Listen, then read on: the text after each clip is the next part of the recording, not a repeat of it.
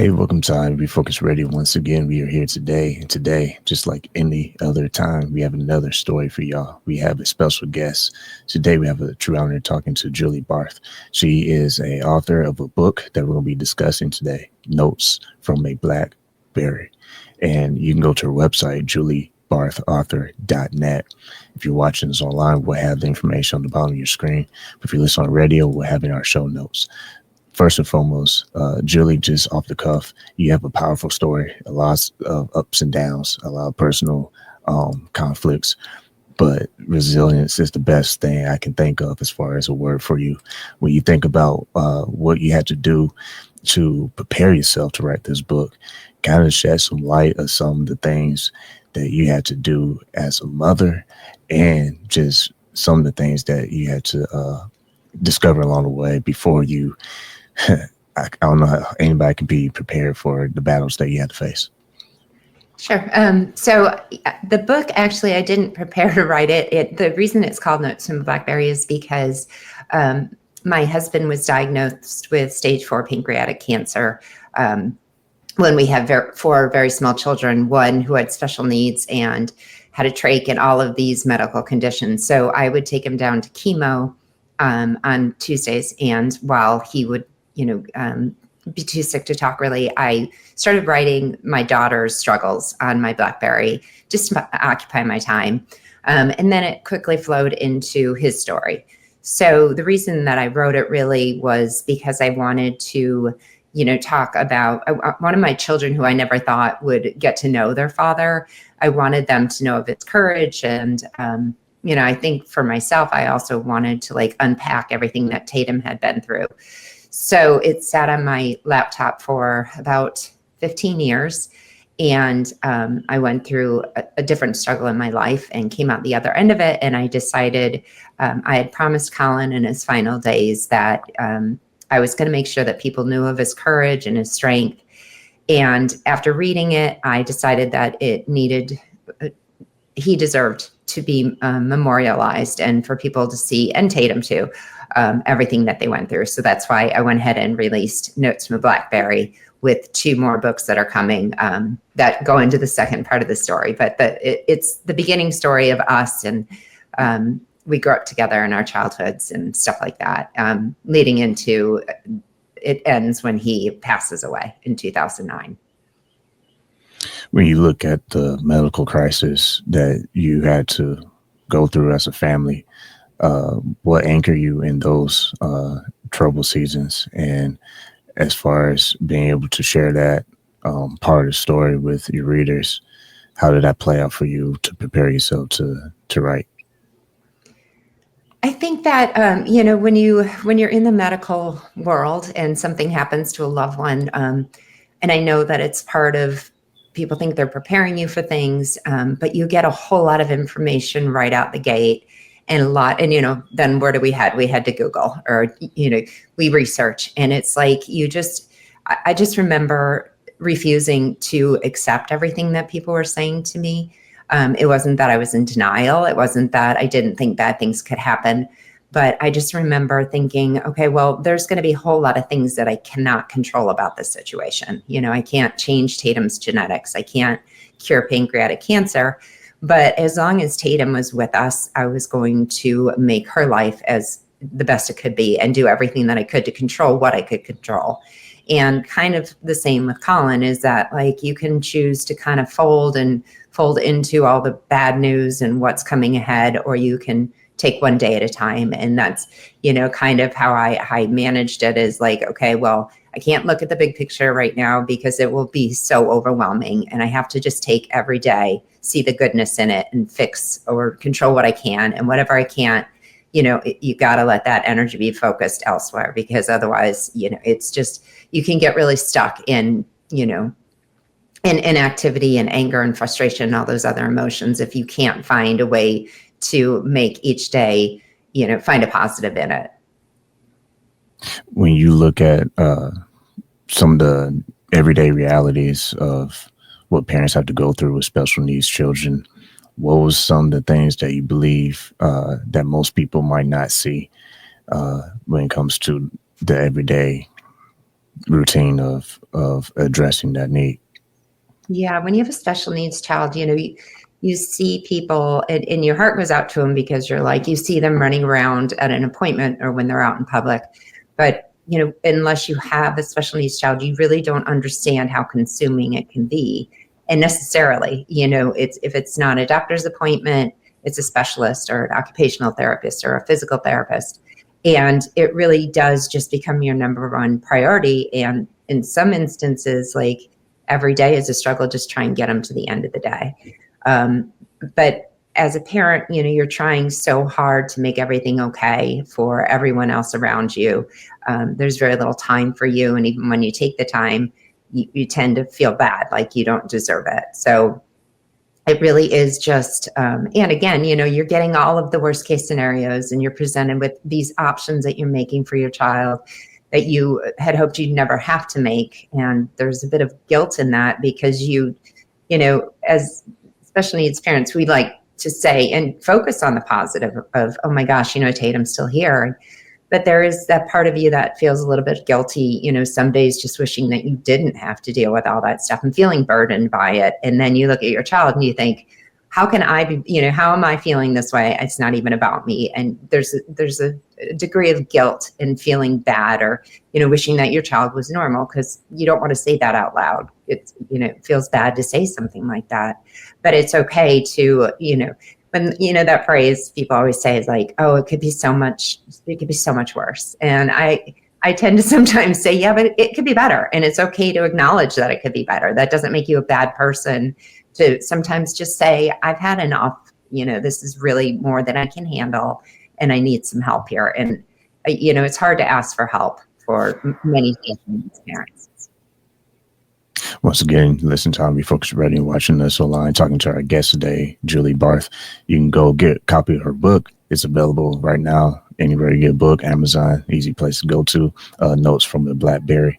My next question is, want to kind of backtrack a little bit and address that when you see how you had to early on become a caregiver, what was some of the lessons learned as far as how you understood love, boundaries, and what it meant to protect yourself?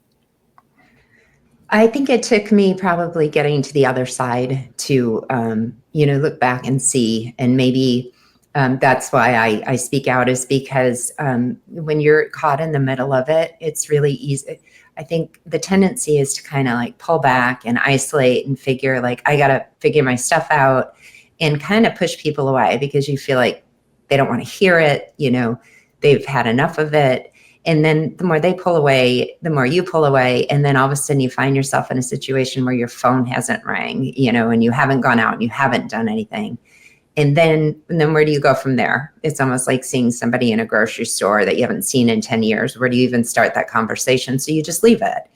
And so I think, the totality of what I've been through, and people have said this to me that I didn't even recognize, was, they say to me, wow, those are really lonely years for you, because I was so immersed in my own thoughts and taking care of everyone else.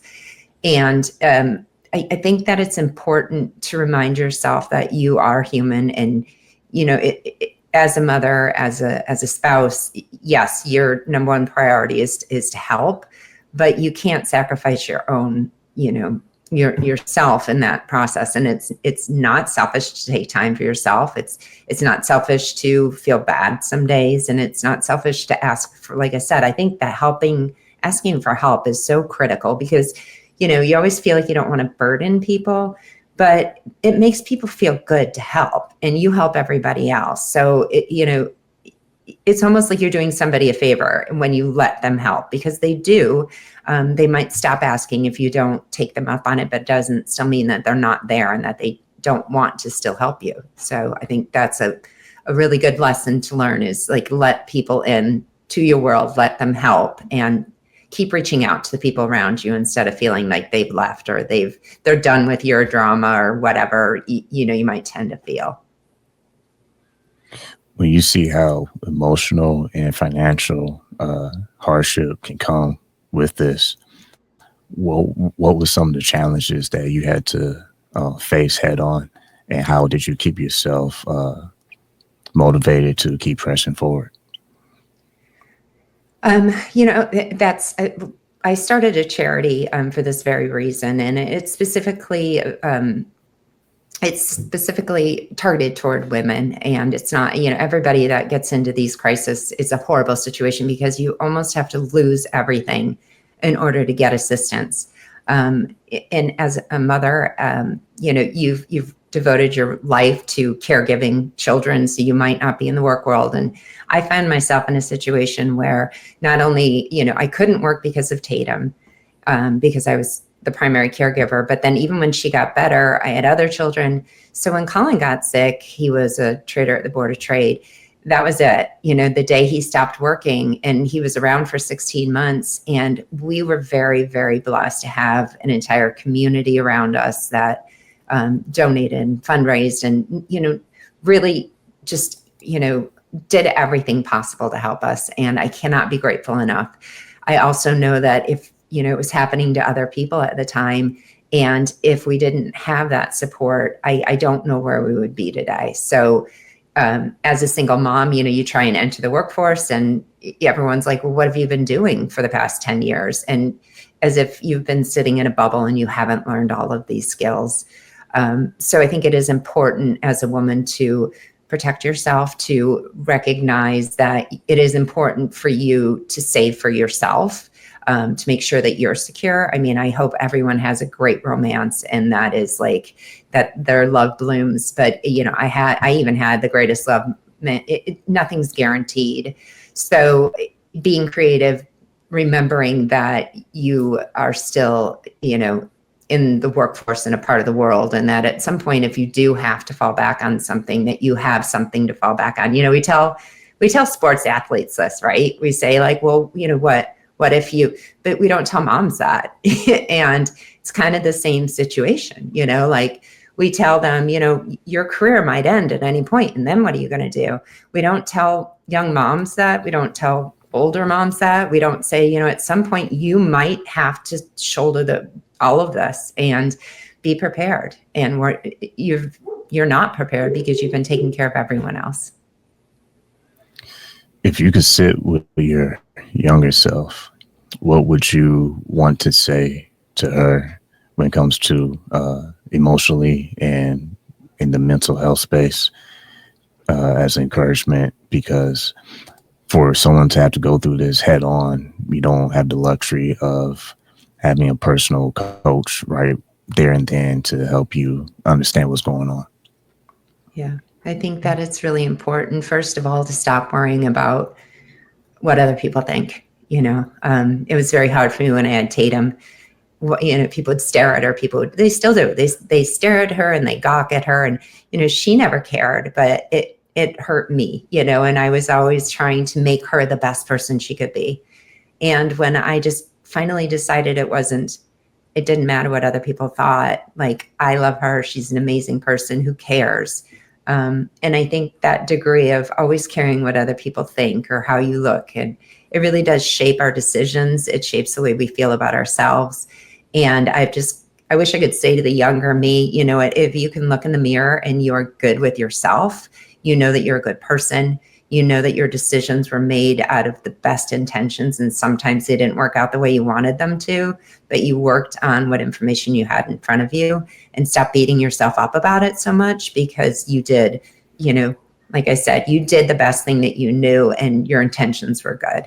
And I think that, when you get trampled over as many times or have these challenges over and over again, you start to really, you can always see the mistakes you made. I mean, I bet if you sat anybody down right now, and you said, hey, what didn't you get to today? What mistake did you make? I bet you'd have a list, to hear. But if you said, hey, what did you do positive today? I think people would really have to try harder and really search to find the positive in what they did. So those would be the two things, I guess, is just like, recognize how far you've come and how much you've done, and stop worrying about what everybody else thinks, or how they're looking at you, or whether they think you're a good person or doing the right thing, because in the end, it doesn't matter as long as you know you are. And with your outreach, with your nonprofit you mentioned moments ago, earlier in the interview, when you are helping support women-led households who are facing a crisis, one can only imagine the strength that they have to, endure and uphold. Because when you're facing a crisis, like we said moments ago, it's not like you have a plan that just drops in your lap. It's kind of like you have to adapt in the moment and make best use of what you have with resources. With your nonprofit, for a woman out there who might feel like they're just stuck in the crisis right now, what's some first steps that they can start taking to reclaim their peace and eventually their power? Well, if you go to my website, we do offer assistance for women. We're very young in our charities. We're trying to figure out exactly where we stand. But I think sometimes just recognizing that you need help is the first step. And when you hit these crises, you come along and you think that you would know what you need, but when you're hit with something and everything's gone in an instant, you don't even know what you need. You can't possibly.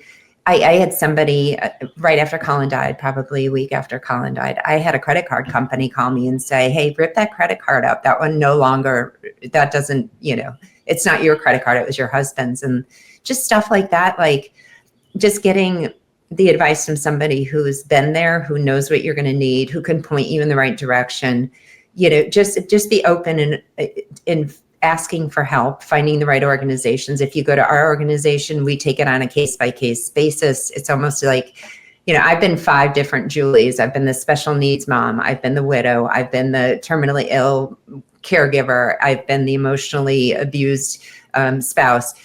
I try and take each one of these cases on an individual basis and break it down. What do you need? Where can we get those services? And how can we help support you in the interim to getting all of those? And I think that's the hardest part, is just sitting down and saying, I don't even know where to start, because it's so overwhelming and the gravity of it can just really make you feel stuck. When you turn your story into words, what you had to experience, what do you hope readers will be able to gain insight from your perspective? Because, like I said, when all this pain comes your way, it's a powerful moment when you're able to see the other side. Yeah, I was just talking to someone about this, because it's not a light book. I mean, it's a love story. It comes with a lot of challenges, and I will give the warning that there are some triggers in there too. It almost touches on every part of the growing up experiences and the traumas that we all have. And I think that everyone can probably relate to many parts of the story in different ways. So my hope is that in reading it, I do think that it's very powerful to know that you are not alone. And if you can read my book, people say to me all the time, like, you should forgive yourself. You should. And I have forgiven myself, but it makes me feel good that somebody else can recognize that when you're in these situations, that you're so hard on yourself. And if somebody else is reading this and can say to themselves, gosh, she's being too hard on herself, then hopefully they'll look in the mirror and say, hey, wait a second, maybe I'm being too hard on myself. Like, I get this. I understand why she feels this way, and she's not alone, and I'm not alone, because this is the way that humans feel. This is you never know how you're going to react to something until you're in it. And it's just nice to know that there are other people out there that, have been there, they've done that, and they've lived through it. And I came out the other end of it. Not exactly how I wanted, but it's made me who I am now. And I wouldn't trade a minute of it, as painful as it was. And for you, you're a mother of 6 children. That's like super mom. That's superwoman, because one would think, how in the world do you find time to stay afloat? Because that's a lot of people to look over. Yeah. Some people would probably say I'm crazy, but, I have to say that I don't think I would have made it through without them. I think it's been a very symbiotic relationship where I know I have to get up in the morning and my job is to make sure that they're okay. And as much as I say that, my children I am so very blessed. They are all very kind to me. They very much help me. When they see me struggle, they all chip in, and it's more like we're just a very tight knit group. So yeah, I haven't raised them all on my own. Sometimes they've raised themselves. Other times the older ones have raised the younger ones. It's just a very beautiful relationship when you know that your children are also your friends at times and you need them. They're your pick me up. They're the people that you keep going for. And I hope that, I work on myself a lot because I see a lot of the things that I do that might not have been productive throughout my life. And I'm hoping to be a role model by changing some of these traits that served me well at one point, but maybe not at others. And I think that's the thing about kids is, they reflect you. And when you recognize that, you almost become the best version of yourself. If not for you, then hopefully for them. So like I said, people say that they don't know how I do it, and I don't know how I would have done it without them. Once again, listen to Refocused Radio and watching us online, talking to our guest today, Julie Barth. You go to her website, juliebarthauthor.net, talking about her book that you can get on Amazon. It's Notes from a BlackBerry. When you take the time to reflect on how far you can. We mentioned earlier about why it's important to reach out for help and speak up. If you knew someone, a woman out there watching and listening, and they feel ashamed to speak up, or they feel nervous, how people might react to knowing details of what they're going through, what will you say to her to encourage her to say, you know what, despite what you might feel or think, it's more important to be active and reach out for help? That, and I think the other part is the second situation where, I was emotionally abused, I think is where my real passion lays, where I feel like I can, speak to it. I just think, my very worst day today is 10 times better than my very best day for an entire decade. I think it gets very easy to feel stuck in something, and you are so married to the dream of what you want your life to be that you have a hard time actually looking around and seeing what it is. And I think there's an element of, I don't want to give up on this. Nobody wants to give up. No one wants to feel like a failure. And I can just say that when you get on the other side of it, you can see it so much more clearly than when you're in it. And if your brain is telling you that something's not right, stop ignoring it.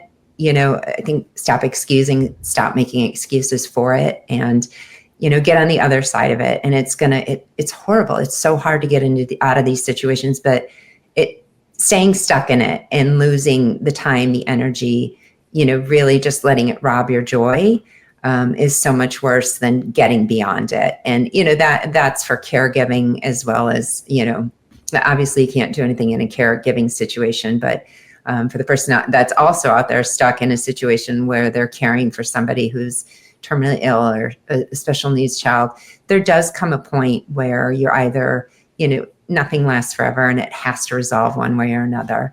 And if you can just try and, find the goodness in whatever you're looking at right now and recognizing that it does suck. Like, I'm not saying it's not horrible, and I can't imagine what you're going through because everyone experiences loss and grief and all these emotions differently.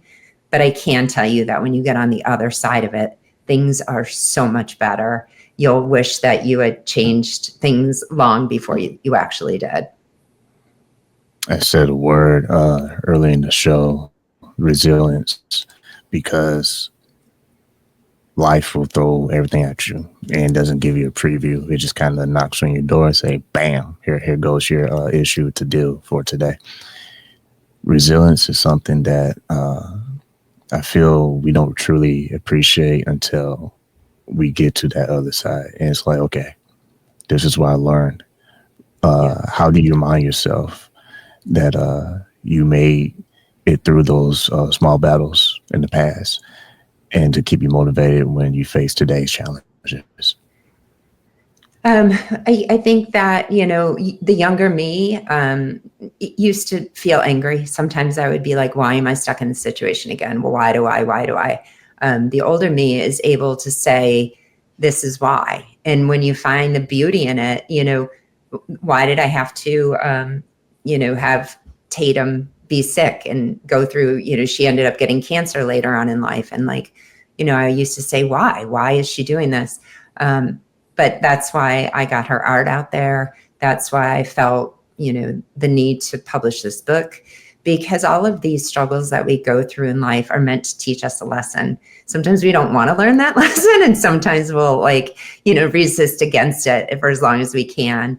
But I do believe that there's beauty in getting over it, getting past it. And then it's almost like this light bulb goes off and you're like, that is why I'm here. That is what I'm meant to learn. And this is what I'm meant to do with it. And if you can take all of that and you can turn it into a purpose or a passion and know that you're taking, all of these hardships and the grief of it and the loss, and you're turning it into something to help other people or to make it, meaningful. Because I think, if I've always felt like there's a meaning in everything that we do.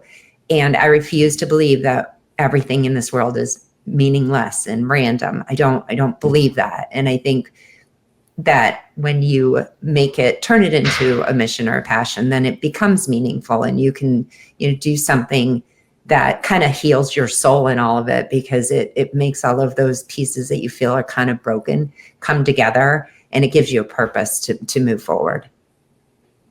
Last thing I'll say before we wrap up is mothers are very powerful, and they are so important to families. My last request for you will be, what would you say to mothers around the world? Just a spark of, encouragement as they continue their motherhood. I think mothering is one of the hardest jobs in the entire world. I said it before that, if you try to get a job, they say, well, what have you been doing? CEOs, I don't know that many of them can run a household the way that some moms do. And I just think that, we're taught to care for everyone else. We're taught, be the breadwinner, be the this, be the that. And we take everything very, very personally. And if you're a mom and your kids are, the fact that you get them to the end of the day and they're still at home is a pretty big accomplishment. Nobody gives you instructions. We don't go to school to do this. And we really pretty much devote everything that we have to raise children and care for them and make them the best that they can be. So, it's hard for me to even say it, but pat yourself on the back, because everything that you've done with the best of intentions. Again, maybe things don't work out the way you want, or your child, isn't exactly behaving the way that you want them to, but that's all in the learning process. And give yourself the same grace that you give to others around you, because we're always hardest on ourselves. Once again, you're listening on Refocused Radio and watching us online, talking to our guest today, Julie Barth. Go get her book, Notes from a BlackBerry. You can go to her website, juliebarthauthor.net. Like always, like we say to all our guests, I want to say to you, thank you for your time. Thank you for having me. I enjoyed our conversation.